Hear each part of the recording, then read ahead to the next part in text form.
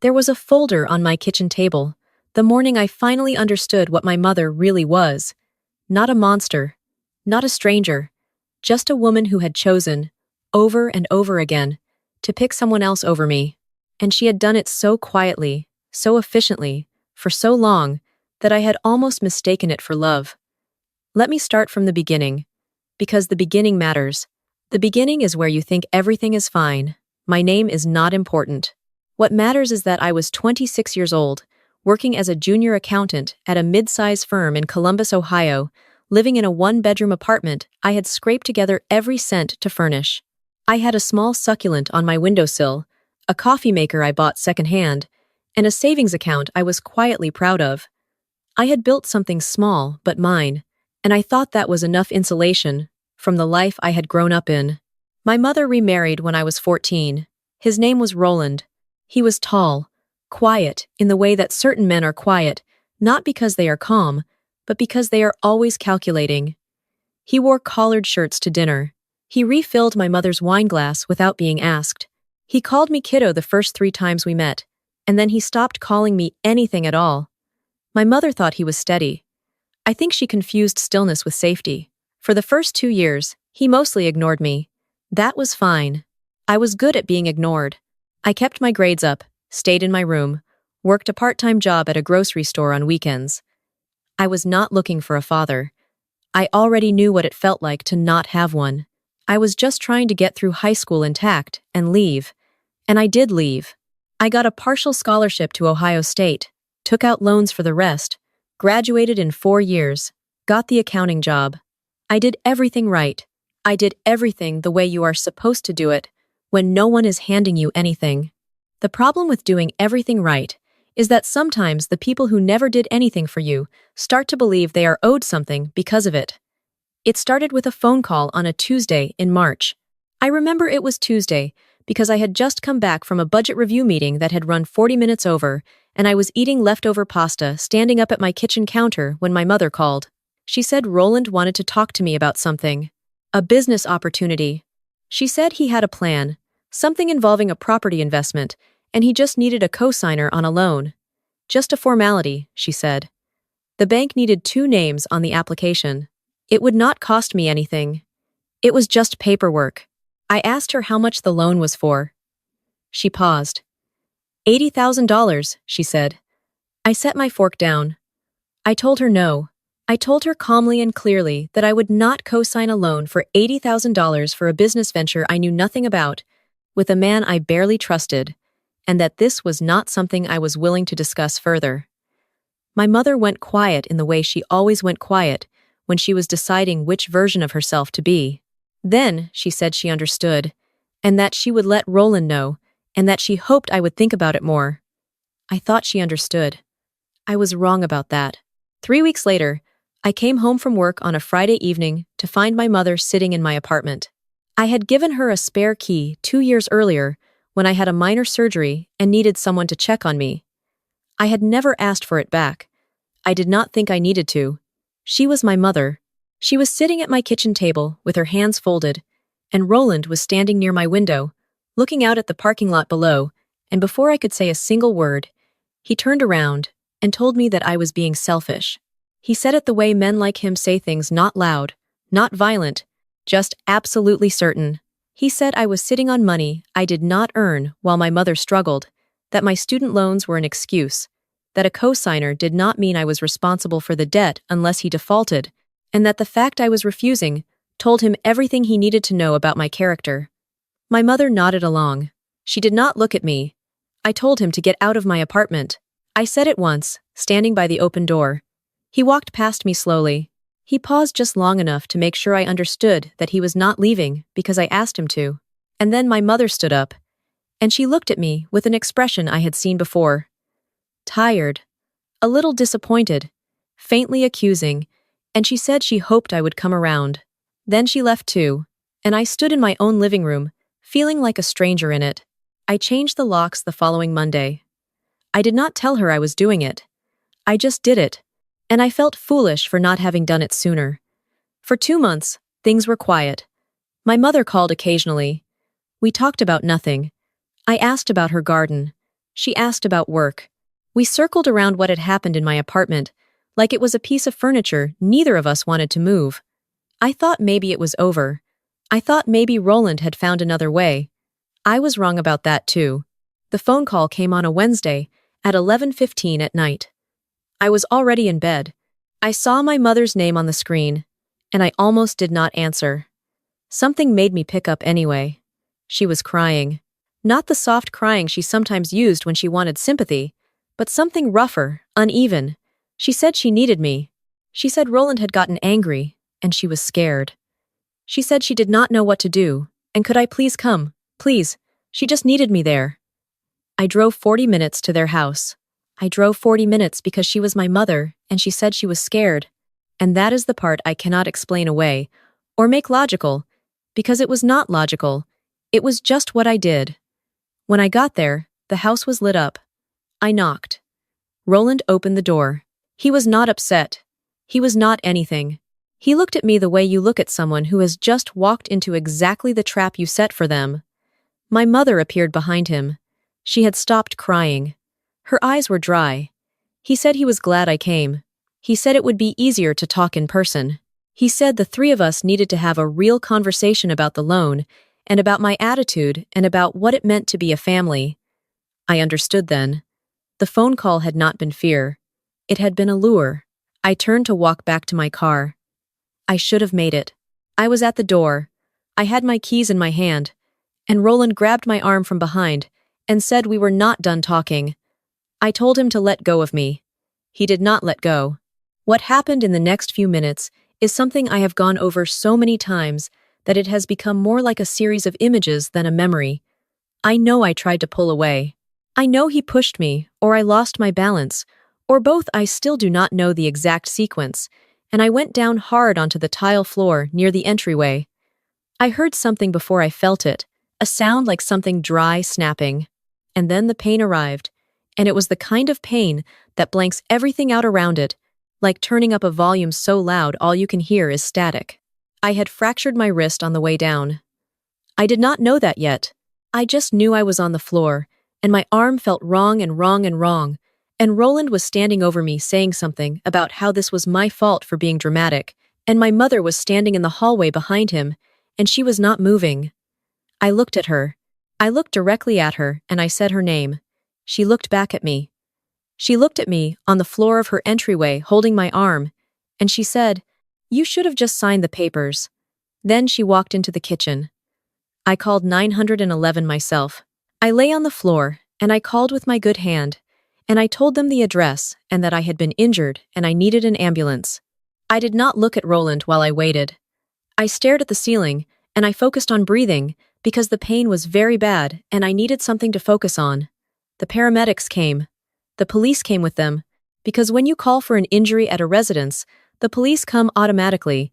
And this is the part that matters, the part that changed everything. The officers did not ask me if I wanted to press charges. They asked me what happened. And I told them. I told them everything, including the loan, including the phone call, including my mother's voice saying you should have just signed the papers while I lay on her floor. One of the officers wrote everything down. He had a steady face, and he did not react visibly to anything I said. And later I thought, that must be a skill you develop, keeping your face steady while people tell you the worst things that happen to them. I was taken to the hospital. The wrist was fractured in 2 places. I had bruising along my left side that the ER doctor photographed. She was a small woman with short, gray-streaked hair, and she told me that she was required by law to document my injuries, and that the report would be forwarded to the police, whether or not I chose to pursue anything further. She said it the way someone says something when they want to make sure you understand that you did not have to carry this alone, without making it feel like pressure. I thanked her. I started to cry in a way. I had not cried in a very long time, quietly and without warning, and she handed me a tissue and did not make it uncomfortable. My mother called the hospital that night. I had listed her as my emergency contact years ago, out of habit. The nurse came and told me, gently, that there was a woman calling who said she was my mother. I told the nurse I did not want to speak with her. I told the nurse that my mother was not to be given any information about my condition or my room number. The nurse nodded and made a note, and I watched her write it down. I stayed one night for observation. My coworker, a woman named Diane who sat across from me and always left a granola bar on my desk on Mondays, came the next morning to take me home. I had texted her from the hospital because I did not know who else to call, and she arrived with a tote bag containing fruit, a phone charger, and a paperback novel, she said. I did not have to read, but might want to have. She did not ask me a lot of questions. She just drove and let me look out the window. At home, I made a list. It is a thing I do when I feel like the floor has dropped out. I make a list, because a list is something finite, and a list is something I can move through one item at a time. The list had 5 things on it. Contact a lawyer, call my bank, retrieve personal documents from my mother's house, document everything, figure out what they had actually done. The lawyer is where I found out the shape of it. I found her through a legal aid referral, a woman named Patricia who specialized in civil matters and had a small office near downtown, and a way of asking questions that made you feel like she had already heard everything and nothing you said would change her assessment of you as all expert off. A person.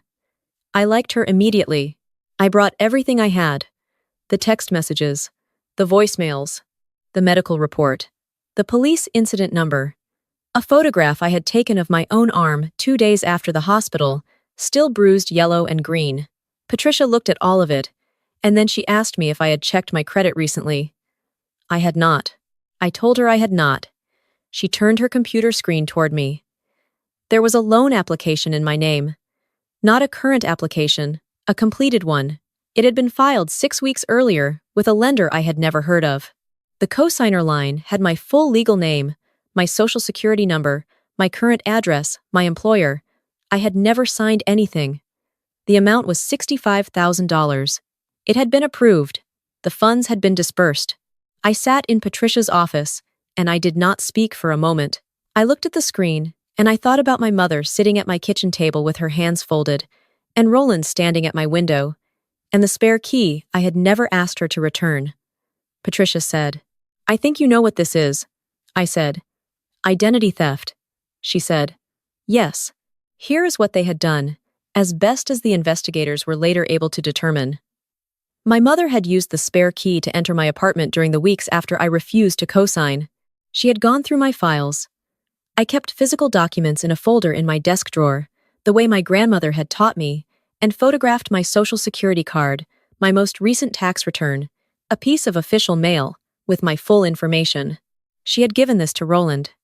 Roland had used it, along with a forged signature that was close enough to fool a lender, operating primarily through an online portal, with minimal verification, to open the loan.